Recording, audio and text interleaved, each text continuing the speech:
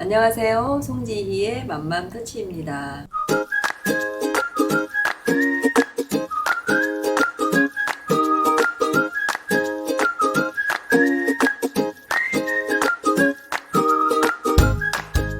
예완쌤 반가워요. 네, 안녕하세요 교수님. 네.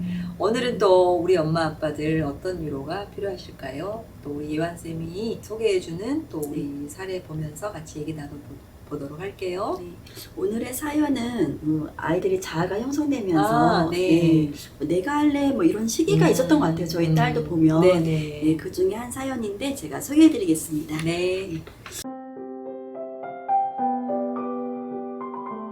안녕하세요. 저는 28개월 된 딸아이를 키우고 있는 주부입니다. 육아는 원래 이렇게 힘이 드는 걸까요?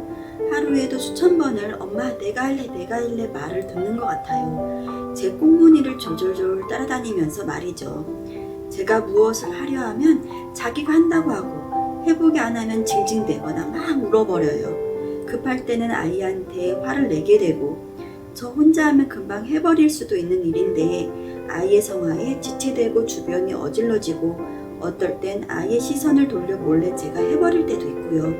책에서 아이가 혼자 할 수 있고 성취감을 느낄 수 있게 해줘야 한다고 본 것 같은데요.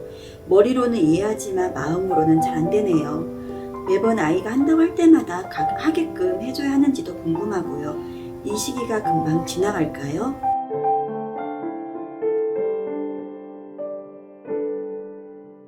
네, 지금 아이가 28개월이면 이제 두 돌이 지나서 진짜 내가 네. 또 뭐 싫어 예, 이런 네. 얘기를 할 때고 보통 두 돌이 지나면 이제 제1차 반항기다. 네, 그렇죠. 그래서 뭐 유아 사춘기다 이런 말 많이 하게 되는데 왜 아이들이 그럴까? 네. 그죠? 이게 뭐 우리나라 아이들만 그러는 게 아니라 전 세계 아이들이 다 두 돌이 지나면 이제 이런 어떤 발달의 특징들을 보이는데 이 시기를 이제 뭐라고 하냐면 자율성의 시기다라고 이야기를 해요. 그러니까 자율성을 키워가야 되는 이제 그런 시기거든요. 그래서 아이들이 스스로가 어때요? 이제 엄마와 자기는 분리된 존재다. 나는 다른 사람이다라는 거를 인식해가면서 이제 엄마 말을 안 듣기 시작을 하는 거죠. 그러니까 뭐든지 내가 해보려고 하고 그다음에 고집이 세지잖아요. 그렇죠.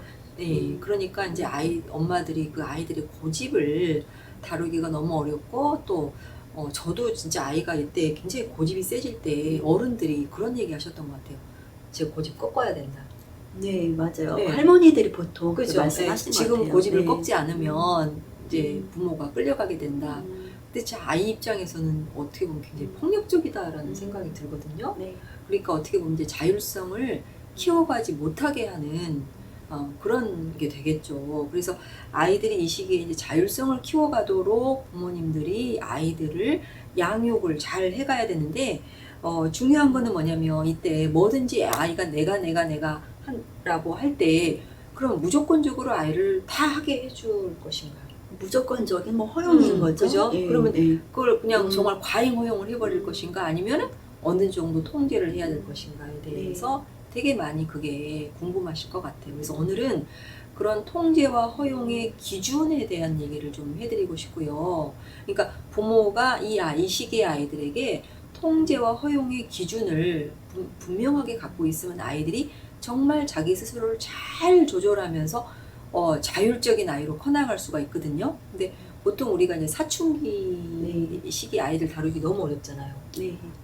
부모의 통제를 벗어나서 애들이 뭐 자기가 멋대로 하려고 하고 그래서 사고를 치는 경우도 있는데 중요한 건 뭐냐면 이 두 돌 무렵서부터 자율성을 잘 키워간 아이들은 사춘기 때도 지나치게 충동적인 행동을 하지 않고 자기 자신을 잘 조율해 나갈 수 있기 때문에 이 시기서부터 엄마들이 이제 아이의 자율성을 키워줄 필요가 있는데요. 중요한 게 뭐냐면 자 여러분들이 육아를 하실 때 친절하면서 단호함을 함께 써야 된다.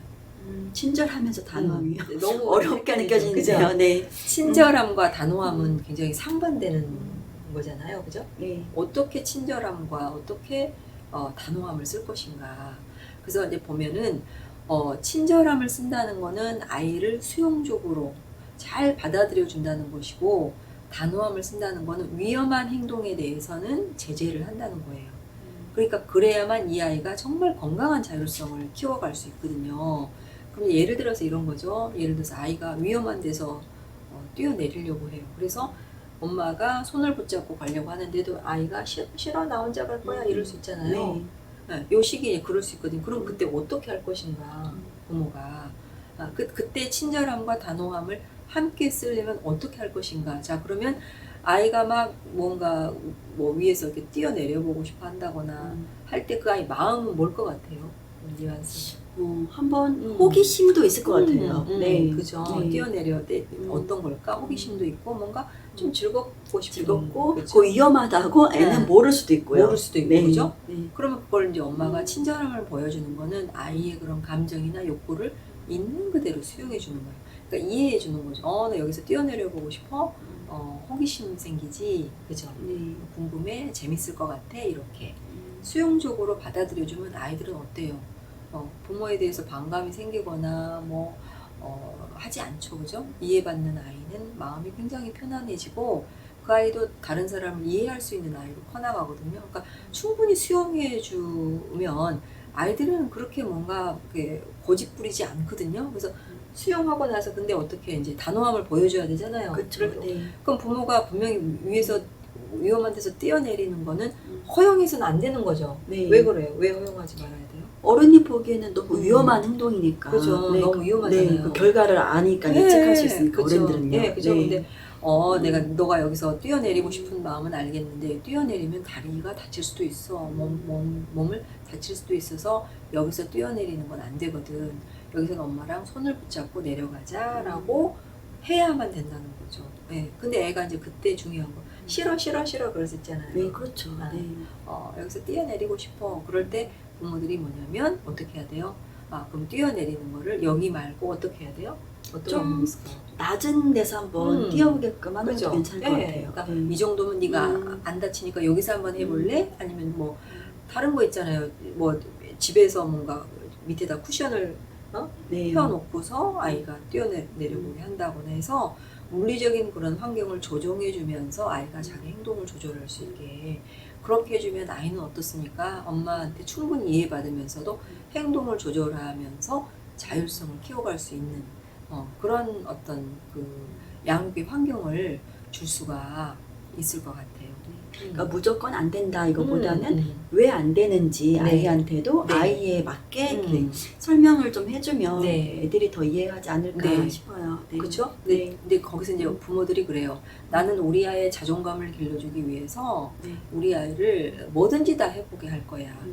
라고 실제로 아이 양육을 하시는 분도 계세요. 이제 그러면 그 아이들은 이제 커가면서 괴물이 된다. 그러니까 뭔가 자기 욕구를 조절해보는 연습, 훈련을 네. 하지 않다 보니까 욕구 좌절이 왔을 때 견딜 수가 없는 아이가 되는 거죠. 사실 우리도 세상 살다 보니까 네. 내 뜻대로 안 되는 게 너무 많잖아요. 그렇죠. 네. 그죠? 그러면 아이들이 뭐냐면 내 뜻대로 뭔가 즉각 만족이 되지 않으면 아이들은 정말 이제 거기서 뭔가 분노 통제가 안 돼서 이 시기에 그래서 애들이 분노 폭발을 하게 되거든요. 그럼 엄마는 또 그 아이들을 다루기가 너무 어려워지고 아이들이 유치원 가서도 문제를 일으킬 수 있기 때문에 절대적으로 자존감을 길러준다는 게 아이를 무조건적으로 허용하는 게 아니다라는 거를 좀 기억을 잘 하시면 좋겠고요. 자존감을 키워가는 거는 뭐냐면 아이가 스스로를 잘 조절하고 뭐냐면 자기가 어떤 부분에 대해서 잘하는 면도 있고 못하는 면도 있다는 것을 있는 그대로 잘 수용할 수 있는 사람이 자존감이 높은 거죠. 그러니까 부모가 양육 환경을 그렇게 잘 조정해 주는 게 굉장히 중요하고요. 이제 또 하나는 뭐냐면 부모가 위협적으로 아이를 통제하는 거죠. 네. 너 엄마 말 안 들을 거야. 뭐 이렇게 하면 뭐 못하게 한다 이런 식으로. 네, 맞아요. 너 이거 네. 이거 하면 이거 못한다. 뭐 이렇게 조건을 거는 거죠. 그죠. 네. 그래서 위협하고 통제하는 방식으로 이제 아이를 기르게 되면 애는 뭐냐면 자율성이 길러지는 게 아니라 아이가 어때요? 부모의 통제에 의해서 욕구가 억압이 되겠죠. 그러니까 굉장히 그것들을 억압하고 있다가 통제가 없는 상황에서는 엄청 충동적이 될 수가 있고 네. 또 그렇게 위협하는 방식으로 양육이 됐던 아이들은 부모를 위협할 가능성이 있어요. 다음에 컸을 때 보여주는 거죠. 부메랑처럼 엄마가 이거 안 해주면 나 이렇게 할 거다. 그리고 이제 친구 관계에서도 그렇게 뭔가 자기 욕구가 좌절이 되면 막 위협하는 방식으로 또 친구 관계를 또 가능성이 있기 때문에 네. 사실은 위협하는 건 아이들이 아주 어렸을 적에만 써먹을 수 있는 거지. 네, 맞아요. 아이들 사춘기 이후 되면 위협할 수 있을까요? 할 수 없거든요. 그래서 여기서 이제 자율성이 커가고 있는 이 시기, 저는 아이들이 이 시기에 내가 싫어 할 때도 이 아이가 커나가는구나. 그죠? 이제는 뭔가 자기 의지가 생겨나는구나. 라고 생각이 돼요. 그래서 요때 이 아이들의 의지를 꺾지 않는 게 굉장히 중요하다. 그래서 위험하지 않은 거라면 자꾸 해보도록 북돋아주는 거, 그죠?